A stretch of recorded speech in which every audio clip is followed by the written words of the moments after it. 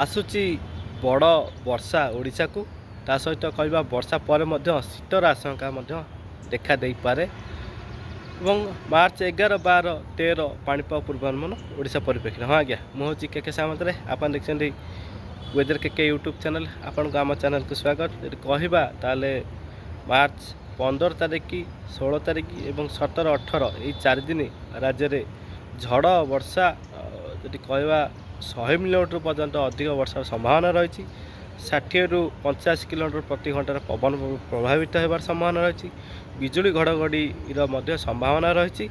ता सहित कहवा पश्चिमा झड़ व्यापक प्रभाव ओडिशार पड़ार संभावना रही, जहाँफल कि राज्य में यह स्थिति देखा जापे। वर्षा पर पश्चिम भारत उत्तर पश्चिम भारत में जेहेतु पश्चिमा झड़ प्रभाव में तुषारपात संभावना रही। तापर हुए तो बर्फिली हावा कहवा ठंडा वायु ओडिशा प्रवेश कर संभावना अच्छी। हुए तो राति शीतर प्रवेश करें और शीत देखा मिल पाए।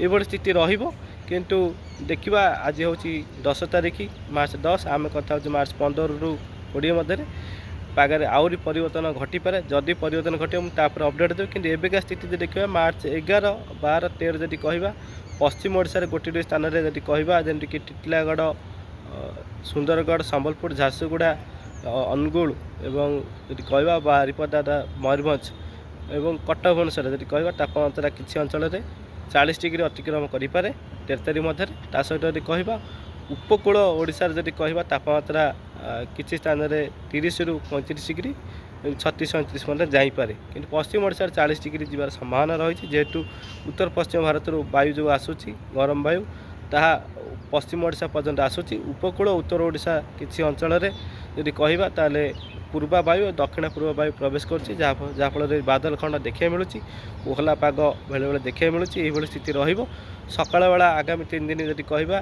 13 पर्यंत कुहुड़िया देखा दे पारे। तो ये स्थिति आगामी 3 दिन 40 डिग्री पश्चिम ओडिशा आभ्यंतरण ओडिशा उपकूल गोटे स्थान में जापे और उपकूल कहवा कुहुड़ी 3 दिन देखार संभावना रही।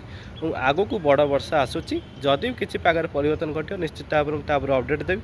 देखुता चैनल को सब्सक्राइब करते लाइक करेंगे। रही नमस्कार।